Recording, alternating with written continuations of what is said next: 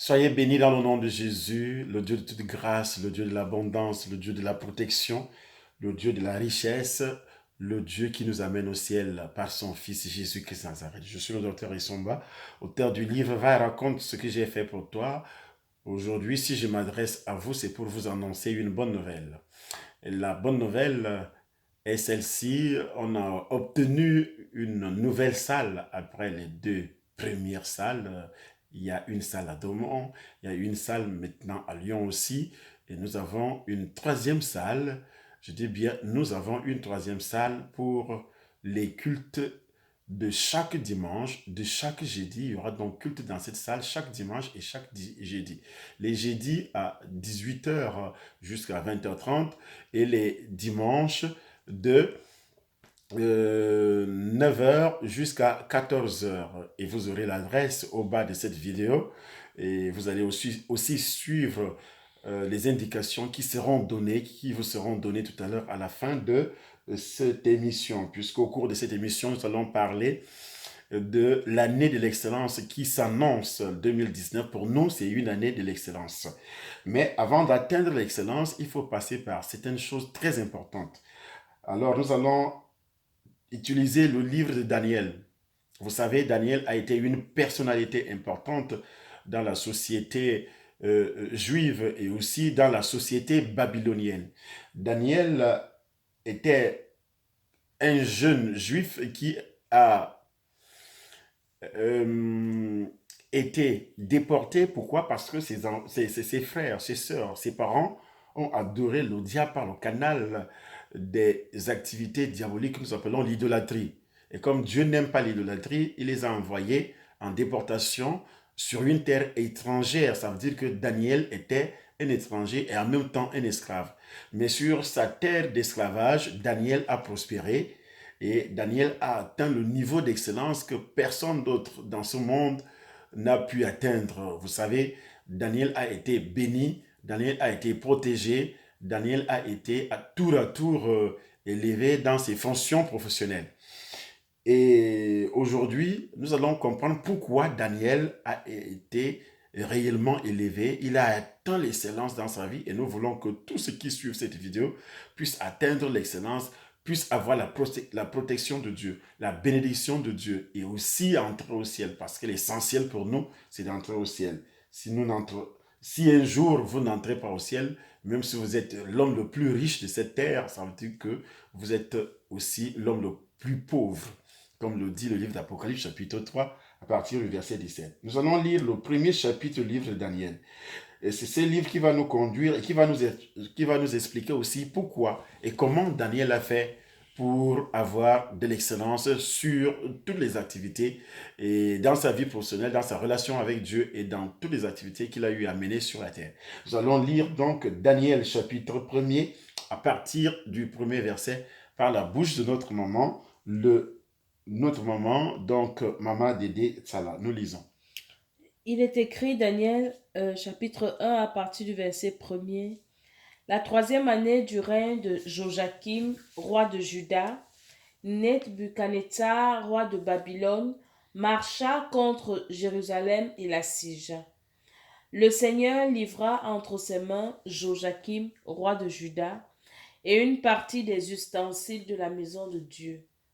Nebuchadnezzar emporta les ustensiles au pays de Shinéar, dans la maison de son Dieu, et Notez il que les même mit. les ustensiles de la maison de Dieu ont été emportés aussi en esclavage. Et le roi de la tribu de Juda, on dit que Jésus-Christ est de la tribu, est sorti de la tribu de Juda. Et vous savez pourquoi cette tribu a été indexée, cette tribu a été punie par le Seigneur parce que cette tribu voulait tout à fait vivre dans une idolâtrie, ce que la Bible appelle l'idolâtrie criminelle. Pendant plusieurs années, Dieu avait repris les membres de cette tribu à ne pas continuer à vivre dans l'idolâtrie et ils n'ont pas obéi et Dieu les a livrés en spectacle et Dieu les a livrés en esclavage. Tout a été raflé. Jérusalem brisée, vendue au diable. emportés. Et parmi les membres de cette famille qui ont été emportés en esclavage, il y avait un jeune homme qui s'appelait Daniel. Et ce jeune Daniel, nous allons écouter qu'est-ce qu'il a fait étant en esclavage sur une terre étrangère. Parce que beaucoup de prédicateurs et beaucoup d'enfants de Dieu aiment utiliser le livre de Daniel quand il s'agit de la protection, quand il s'agit aussi des richesses, quand il s'agit du bien-être matériel et physique des choses de la terre, on prêche beaucoup plus sur Daniel. Mais on ne comprend pas pourquoi Daniel a eu cette grâce et ce privilège d'être protégé, d'être enrichi, d'être élevé sur une terre étrangère. Nous continuons à lire. Le roi donna l'ordre à Ashpenaz, chef de ses eunuques, d'emmener quelques-uns des enfants d'Israël de race royale ou de famille noble, de jeunes garçons sans défaut corporel, D'aller chercher quelques-uns des enfants d'Israël qui étaient esclaves sur la terre babylonienne, d'aller les chercher là où ils étaient dans les quartiers et de les amener au palais. Pourquoi? Le roi avait un but. Et le but est expliqué dans ce chapitre. Nous continuons à lire. de jeunes garçons sans défaut De corporel, jeunes garçons sans défaut corporel, beaux de figure, beaux de figure. doués de Le sagesse, diable ne prend pas ce qui est vilain, s'il vous plaît. Le diable ne prend pas celui qui est vraiment inutile, celui qui n'a rien. Et le roi qui représente le diable ici, il demande d'aller chercher les jeunes garçons sans défaut corporel, beaux de visage, et puis doués de sagesse, doués de sagesse, d'intelligence d'intelligence et d'instruction, et d'instruction, capables de servir capables de dans servir le palais du dans roi, le palais du roi. et à qui l'on enseignerait les lettres et la langue des Chaldéens. Qu'est-ce que ça veut dire? Qu'ils seront enseignés la lettre, la langue des Chaldéens. Donc ils seront initiés. Parce que les Chaldéens, ou bien les Babyloniens, c'était les adorateurs du diable. Ils avaient leurs coutumes, ils avaient leurs traditions, ils avaient également leurs choses. Alors, comme Daniel et les autres étaient appelés à servir le roi, il fallait qu'ils soient d'abord initiés dans cette sorcellerie, afin qu'ils les dominent. Parce que le roi voulait les dominer spirituellement, physiquement et matériellement, financièrement, à tous les niveaux. La Bible déclare que nous n'avons pas à lutter contre la chair et le sang, mais contre les dominations. Mais pourquoi les dominations, les esprits parviennent donc à dominer les enfants de Dieu? Pourquoi nous ne parvenons pas à les dominer? Pourquoi les enfants de Dieu ne parviennent pas à dominer la pauvreté, à dominer la maladie, à dominer les difficultés sociales, dans les foyers, dans nos relations avec les collègues de service, à dominer toutes sortes de blocages, à dominer même la mort physique qui frappe à la porte des enfants de Dieu avant l'âge, parce que Dieu aurait précisé dans un livre, le livre de Genèse, que nous allons mourir après 120, 125 ans. Mais pourquoi nous ne mourrons pas après 120, 125 ans? Nous mourons aujourd'hui à l'âge de 10 ans, 1 an, quelques mois de naissance, et puis nous mourrons avant 70 ans, avant 80, avant 90 ans. Pourquoi tout cela arrive? Nous allons comprendre. Qu'est-ce qui se passe? Le roi précise que l'on doit choisir dans le peuple ces jeunes garçons qui vont le servir. Il donne des caractéristiques, lui le roi. Dans le diable, on ne peut pas donner au diable ce qu'on veut. C'est lui-même qui fait le choix. Tous ceux qui sont entrés dans la sorcellerie comme initiés, ou bien dans les pratiques, cercles mystiques, sectes pernicieuses, savent que pour faire un sacrifice à Satan, humain, argent et autres, ce n'est pas toi qui fais le choix. Le Satan ne peut pas prendre un soulard. Satan ne peut pas prendre quelqu'un qui n'a pas une étoile, quelqu'un qui n'a pas une destinée. Non, il n'accepterait pas. Et nous allons écouter la lecture. Le roi leur assigna Le roi leur assigna pour pour chaque jour une portion des mets de sa table une portion des mets de sa table et du vin dont il buvait, et du vin dont il buvait, voulant les élever pendant 3 années. parce qu'il avait en vue de les élever après 3 années, Au bout desquels il ça veut serait dire après assorti 3 années d'initiation, et il allait passer par la nourriture pour les initier d'abord à la sorcellerie du roi. Pourquoi la sorcellerie? Vous allez comprendre que le roi était toujours entouré des magiciens.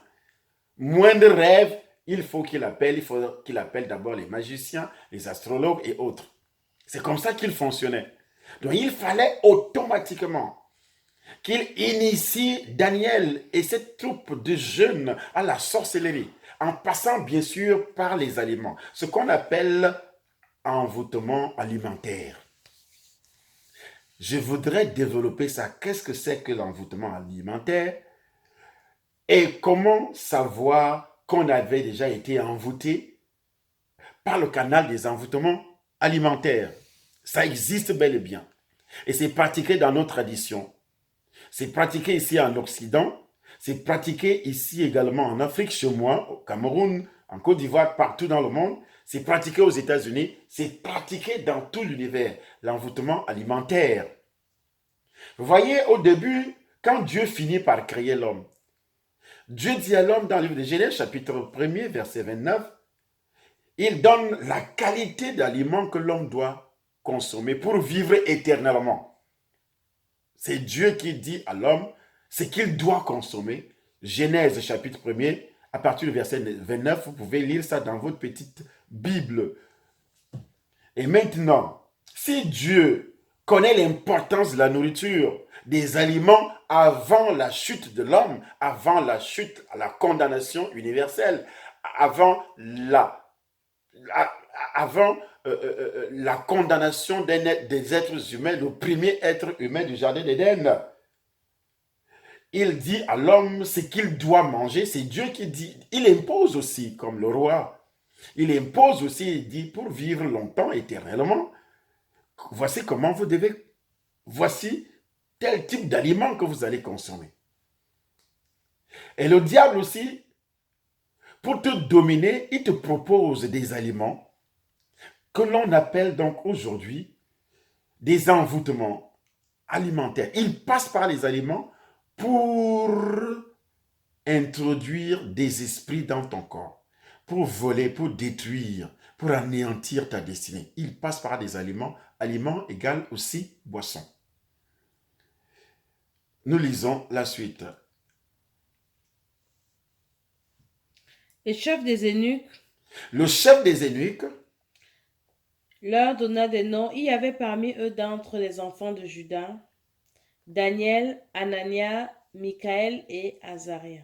Il y avait parmi eux, parmi les esclaves qui ont été choisis, 4 garçons. Et les 4 garçons, le premier s'appelait Daniel. Le deuxième, Anania. Le troisième, Michaël. Et le quatrième, Azaria. Oui.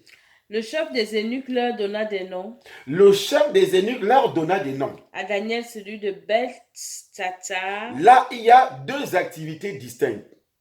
Première activité, il donne d'abord la nourriture. C'est le roi qui dit, voici tel type de nourriture, telle catégorie de nourriture que vous allez manger. Il sait pourquoi il le dit. Nous allons faire les analyses tout à l'heure. Au niveau des noms aussi, il change les noms. Il commence à donner des noms des dieux babyloniens à Daniel, à son ami. Il donne le nom de Beltsatsar. Bel veut dire le dieu des Babyloniens. Le dieu, c'est-à-dire le dieu qui est démon, ce n'est pas Dieu du ciel. Beltsatsar, le dieu de Sassar. Donc vous voyez comment le roi était tellement rusé. Il était tellement rusé, mais la Bible déclare quelque chose. Nous n'allons pas s'attarder sur le problème des noms. Deuxième émission, nous allons parler des noms. Mais nous parlons essentiellement ce soir de l'envoûtement par l'envoûtement alimentaire que le roi voulait utiliser pour dominer donc l'homme qu'on appelle Daniel et sa troupe. Alors, au verset 8, c'est le verset 8 qui m'intéresse beaucoup plus. Daniel résolut Daniel résolut de ne pas se souiller de ne pas se souiller par les mets du roi par les mains du roi. et par le vin dont le roi buvait. C'est le roi qui a donné l'ordre. Mais il a pris, Daniel, de son côté, il prend la résolution de ne pas se souiller par les mains du roi. De ne pas se souiller, il ne veut pas manger ça. Pourquoi? Parce qu'il savait que les mains du roi, c'est-à-dire la nourriture qui sortait de la table du roi, du couvert du roi, d'abord c'était des viandes sacrifiées aux idoles, premièrement. Et comme ça avait été des viandes sacrifiées aux idoles, il ne fallait pas qu'il mange. Parce que si Daniel avait mangé, il y avait des incantations des esprits qui étaient introduits dans la viande. Daniel qui allait donc consommer cette viande, et la viande allait se retrouver dans son estomac, de l'estomac aux parois intestinales, des parois intestinales jusqu'au sang. Et comme l'âme est dans le sang, les démons allaient affaiblir d'abord spirituellement Daniel. C'est ainsi que les sorciers dans les quartiers, les sorciers dans nos familles, les sorciers partout, même dans des grandes villes, dans nos quartiers où on habite, ces sorciers parviennent à nous affaiblir spirituellement, à nous envoûter spirituellement par le canal des aliments que ces sorciers offrent. Parfois, vous quittez l'Afrique pour aller vous quittez l'Europe pour rentrer en Afrique chez vous, dans vos familles respectives. Qu'est-ce qui se passe? Dès que vous arrivez, avant de quitter votre famille pour l'Europe, les membres de la famille savent que vous aimez telle marque, tel type de nourriture, tel type d'aliment. C'est peut-être des aliments traditionnels. Toute la famille consommait ça beaucoup. Comme dans ma famille, les gens savent que j'aime manger les feuilles de manioc sans sel. Et à chaque fois que moi j'arrivais dans mon village, il y avait de bonnes femmes là qui préparaient les feuilles de manioc en disant: voici ce que moi je peux t'offrir comme repas. Je sais que tu aimes ça. Mais je ne savais pas auparavant que ces femmes avaient prononcé les incantations, avaient invité les esprits, avaient introduit les démons dans ces aliments pour pouvoir les amener à m'affaiblir spirituellement lorsque ces démons vont se retrouver dans mon sang. Comment ils allaient faire pour se retrouver dans mon sang? Puisque j'accepte de consommer cette nourriture. C'est moi, je suis enfant de Dieu et en même temps homme de Dieu. Et moi, j'accepte de consommer cette nourriture. Et le sorcier sait aussi que si j'accepte, ça veut dire que j'invite ce démon dans mon corps. Ne dis pas demain que oui, la Bible dit tout ce que Dieu a créé est bon. Oui, tout ce que Dieu a créé est bon, mais le diable utilise également tout ce que Dieu a créé. Il utilise les aliments, il utilise les boissons, il utilise tout ce que vous pouvez voir dans cette société. Alors, si ce que Dieu a créé est bon, mais qui manipule cela par derrière, c'est un sorcier, et c'est toi qui acceptes. Le sorcier ne te force pas, il n'avait pas forcé Adam et Ève dans le jardin d'Éden. Il ne l'avait pas forcé.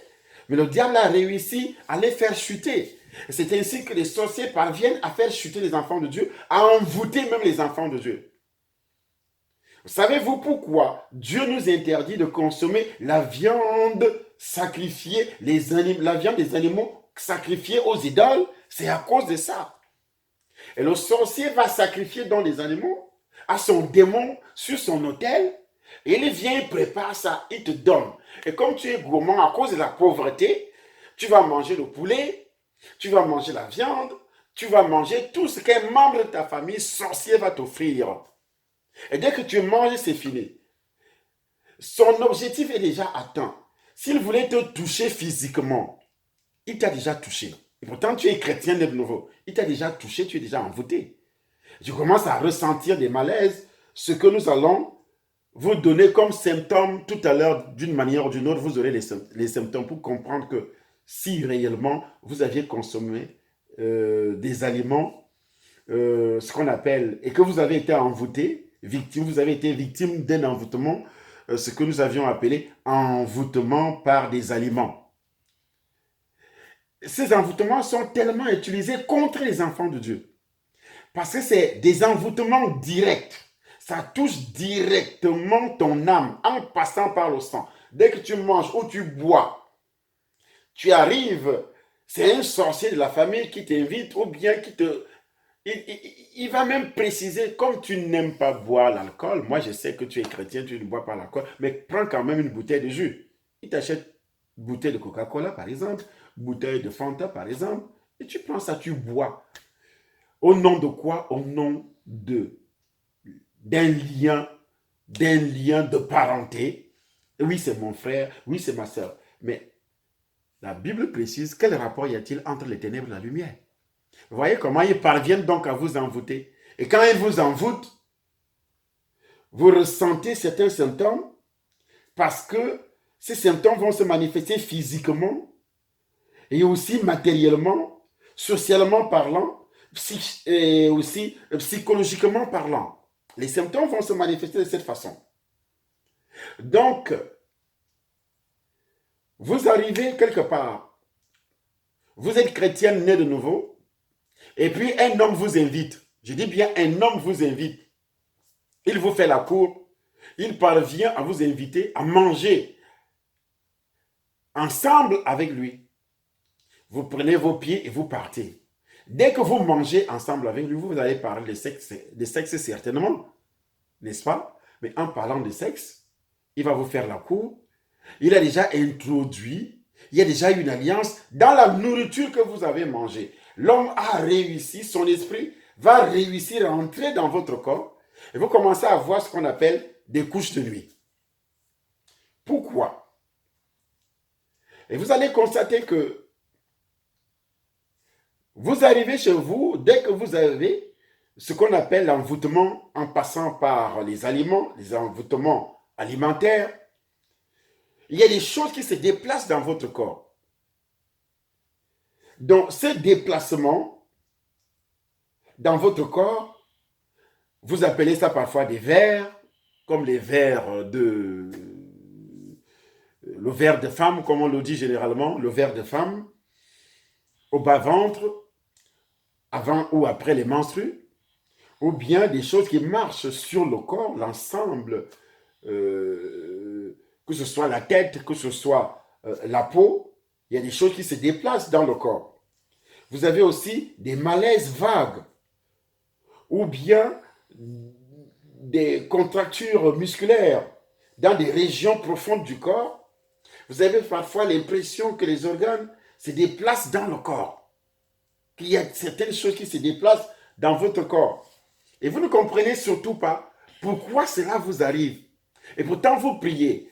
Vous allez même voir des pasteurs qui vont prier pour vous. Daniel, lui, il a pris la résolution de ne pas se souiller avec les mains du roi. Mais les mains du roi ici, c'est tout ce qu'on va vous donner aussi, y compris les habitudes du monde. Certaines habitudes, je reviendrai là-dessus une autre fois. Mais je vais d'abord sur la nourriture solide que nous mangeons, que nous consommons. Parce que le diable sait que tout le monde mange. Donc vous aurez également certaines douleurs au niveau des articulations, surtout les vaisseaux également, comme les vaisseaux sanguins. Vous aurez des maladies qui vont toucher les vaisseaux sanguins et autres.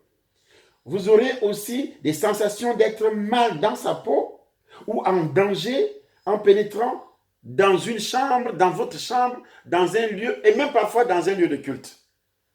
Vous constatez que, oui, si je vais là-bas, si je vais au culte aujourd'hui, il y a quelque chose qui va m'arriver et vous restez à la maison si vous êtes enfant de Dieu. Il y a aussi ce qu'on appelle les sensations de piqûre dans la région cervicale. Ces sensations de piqûre dans la région cervicale, ça arrive à tout moment. Ça arrive à tout moment. Et puis, on va vous dire, vous avez un problème de cartilage, vous avez un problème de système de nerfs sciatiques ou autre. Il y a aussi des sensations, vous avez l'impression d'avoir un poids énorme sur la poitrine ou bien sur les épaules, comme si on a posé vraiment un sac qui pèse sur les épaules. Si on a posé un sac qui pèse sur la poitrine et vous êtes vraiment embêté. Vous avez aussi des palpitations cardiaques, surtout en période de lunaison, c'est-à-dire pour les femmes, en période de menstru, vous avez donc des palpitations très avancées. Et vous avez aussi des douleurs, des migraines ponctuelles à un moment de la journée, en particulier le soir, ou bien des brèves crises en cours de nuit, vous avez des crises, vous avez une maladie qui s'aggrave, quelque chose de pareil. Ou bien vous avez aussi des crispations douloureuses au niveau du plexus solaire, ou bien au niveau même du cœur.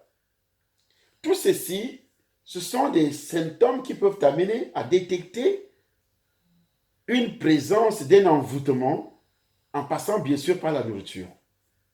Vous avez aussi des sensations d'épuisement sans cause. Vous n'avez pas vraiment trop travaillé, mais vous avez des sensations comme si vous êtes tellement fatigué. Vous avez aussi des rêves symboliques en relation avec la mort. En relation avec la mort, vous vous retrouvez par exemple au cimetière, à l'enterrement, des choses semblables. Je vais vous expliquer pourquoi vous allez faire ce genre de rêve vers la fin de mon émission tout à l'heure. Lorsque vous avez été envoûté par cet envoûtement que nous avions appelé les envoûtements alimentaires. Vous avez aussi des peurs irraisonnées, ce qu'on appelle des peurs irraisonnées, et parfois des impuissances sexuelles ou la frigidité après une période de vie sexuelle sans problème. Vous avez une période de vie sexuelle sans problème. Pourquoi cela peut arriver? Parce que un homme, par exemple un homme marié qui sort avec une fille libre, quand tu sors avec une fille libre, cette fille-là va t'envoûter en passant par la nourriture. Il y a des féticheurs qui prennent des morceaux de viande et disent, ce féticheur va dire à la femme, puisque vous voulez envoûter ce monsieur, il faudrait donc introduire ce morceau de viande dans tes parties intimes et tôt dans la matinée, tu prépares, dès que tu enlèves, tu dors avec ce morceau de viande et le matin tu enlèves le morceau de viande, tu fais un mets à ton gars et dès qu'il mange, il devient ton esclave. Pas l'esclave sexuel seulement, financièrement, tu vas servir d'esclave à cette femme. Tu vas oublier ta propre femme à la maison. Donc l'envoûtement alimentaire passe par les histoires de foyer pour un homme marié qui sort avec une femme libre, une fille libre dehors. Sache que tu as été envoûté par le canal des aliments ou bien par le canal des boissons. Dans le domaine professionnel, on envoûte aussi par le canal des boissons. C'est-à-dire les fêtes qu'on appelle aujourd'hui les fêtes 1er mai ou bien les fêtes, une fête avec des collègues ou bien il y a eu quelque chose dans l'entreprise où tu travailles. On va vous envoûter et on va vous exploiter avec la boisson. La plupart des patrons qui sont impliqués, propriétaires d'entreprises qui sont impliqués dans la sorcellerie, dans la magie, dans les pratiques occultes, c'est par la boisson qu'ils passent pour dominer et pour exploiter, bien sûr, leurs employés ou bien leurs collègues de service. Comme d'habitude, on peut vous inviter, prendre un verre. Et c'est par là que se manifeste aussi l'envoûtement par ce qu'on appelle l'envoûtement alimentaire. Parce que tout ça est considéré comme des aliments. La boisson, parce que ça entre dans le ventre, c'est-à-dire dans l'estomac, et ça se retrouve dans les parois intestinales. Des parois intestinales, maintenant, ça se retrouve également dans ton sang. Le sang abrite aussi votre âme. Et c'est fini pour vous. Et vous voyez, une fois que vous avez également, lorsque vous avez été envoûté de cette façon, nous passons maintenant sur les envoûtements, sur les signes qui touchent donc les signes matériels. Les séries de désagréments, des problèmes ou des drames, des catastrophes des catastrophes affectives dans le foyer. Vous allez voir des séries de désagréments dans la vie professionnelle, dans le commerce, dans les affaires. Et aussi, les problèmes vont s'enchaîner au niveau professionnel. La régularité des salaires ou bien l'argent devient un peu plus rare. Et quand ça commence à devenir un peu plus rare, tu ne sais pas pourquoi. Il y a des gens dans la famille, quand toi tu arrives, tu annonces que j'arrive donc au Cameroun par exemple, puisque moi je suis camerounais, vivant ici en Europe, et puis j'annonce que j'arrive au Cameroun aujourd'hui. La famille va se préparer, bien sûr. Les gens qui vont t'accueillir, ils sont les qui? Ils ont fait à manger. Savez-vous que ils ont réellement prononcé des paroles incantatoires et parfois des imprécations sur les premiers aliments qu'ils vont vous servir dès que vous arrivez? Ils vont prononcer des imprécations. Ça ne sera pas seulement un problème d'empoisonnement. Il y a un empoisonnement spirituel. Cet empoisonnement spirituel, ça peut toucher votre foyer, ça peut toucher votre vie physique. Ils vont passer par les aliments pour introduire donc des maladies qui ne vont pas vous tuer du coup. On a vu beaucoup de personnes qui sont mortes de cette façon. Il y a donc d'autres signes comme l'éloignement des relations. Rien que par l'envoûtement par les aliments, vos relations vont s'éloigner de vous. Vos amis vont commencer à s'éloigner de vous. Il y aura également ce qu'on appelle la désaffection d'une clientèle. Vous êtes, par exemple, commerçant, vous êtes homme d'affaires, vous avez des boutiques ou bien des magasins. Vous constatez que vos clients vont commencer à s'éloigner de vous. Vous constatez que les clients ne viennent plus régulièrement comme auparavant. On va vous envoûter. Il y a quelqu'un, un ami, vous vendez au marché. Je prends l'exemple de ceux qui sont en Afrique. Vous vendez ensemble au marché. C'est ton collègue qui est à côté de toi qui t'invite à boire, à consommer un verre d'alcool ensemble, un verre de bière ensemble. Je vais t'offrir une bouteille de bière. Et puis, il finit de t'offrir la bouteille de bière. Tu ne sais pas que tu venais d'être envoûté. Ce qu'on appelle l'envoûtement alimentaire. Et tes clients vont commencer à te quitter. Parce que le problème est dans ton sang. Le problème est dans ton sang. Les pertes d'argent vont intervenir. Tu commences aussi à perdre l'argent. Tu ne sais pas pourquoi tu perds cet argent. À perdre l'argent dans la vente. Tu essaies de vendre à crédit. Tu donnes à crédit, personne ne paye. Et également, il y a aussi des accidents de voiture. Ceux qui font le transport, ou bien tu achètes ta propre voiture, mais elle tombe en panne régulièrement, une façon de te ruiner. Et c'est passé par quel acte? L'acte d'un envoûtement par les aliments. Les accidents de voiture, des dégâts matériels, c'est la maison qui va prendre feu, des choses semblables, ou bien ça se gâte, le matériel qui se gâte dans la maison. Vous avez aussi, par exemple, le mauvais choix systématique lors des décisions, même mineures. Le mauvais choix. Tu veux prendre une décision de créer une entreprise, tu fais un mauvais choix, tu échoues. Tu prends une décision de se marier, tu fais un mauvais choix. Tu choisis un homme tellement dangereux pour toi, tellement mauvais, tellement fainéant, tellement paresseux. C'est toi qui vas commencer à nourrir cet homme. Tu penses que cet envoûtement est passé par quel moyen? Il y a des enfants qui ont été envoûtés étant encore dans le sein de leur maman. Parce que la maman aussi avait été envoûtée par des tantes, par des mères, par des gens. Et puis l'envoûtement est entré dans le sang de maman. Et tu vas naître avec cet envoûtement, c'est un envoûtement alimentaire.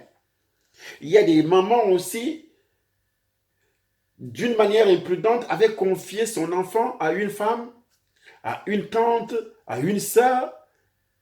Et cette femme a commencé à mettre son sang dans la bouche de ton bébé. C'est l'envoûtement alimentaire. On peut te donner Un envoûtement par le bonbon. C'est pourquoi il n'est pas autorisé de donner des bonbons, des sucreries aux enfants d'autrui.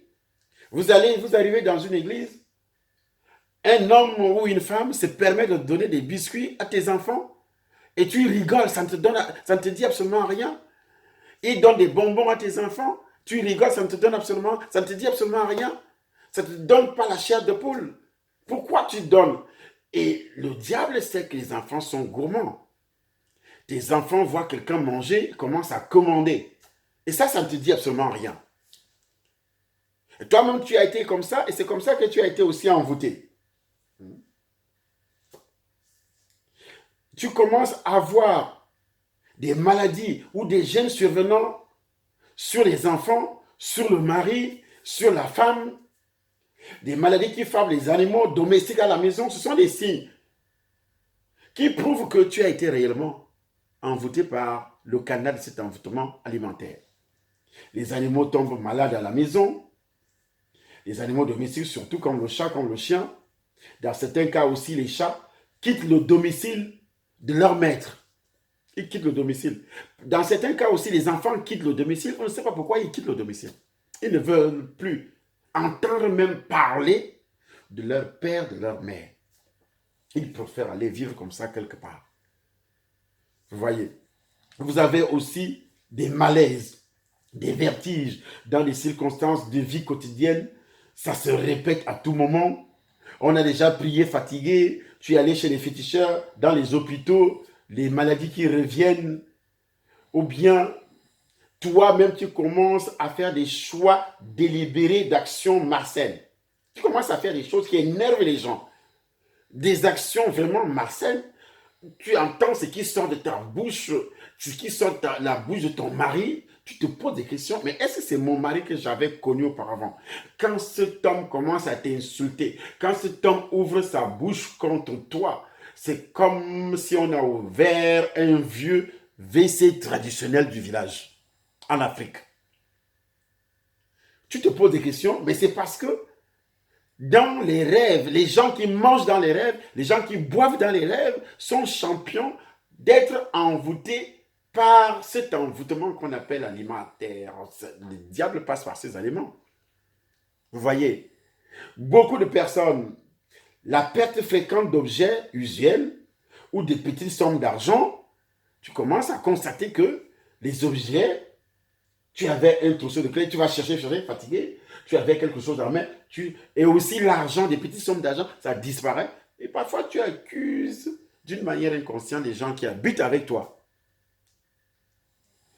Il y a aussi des montées soudaines, même quand on est seul, de colère sans objet. Il y a la colère. Ton mari, tu ne le reconnais pas. Ta femme, à un moment donné, elle pique une colère. L'homme pique la colère.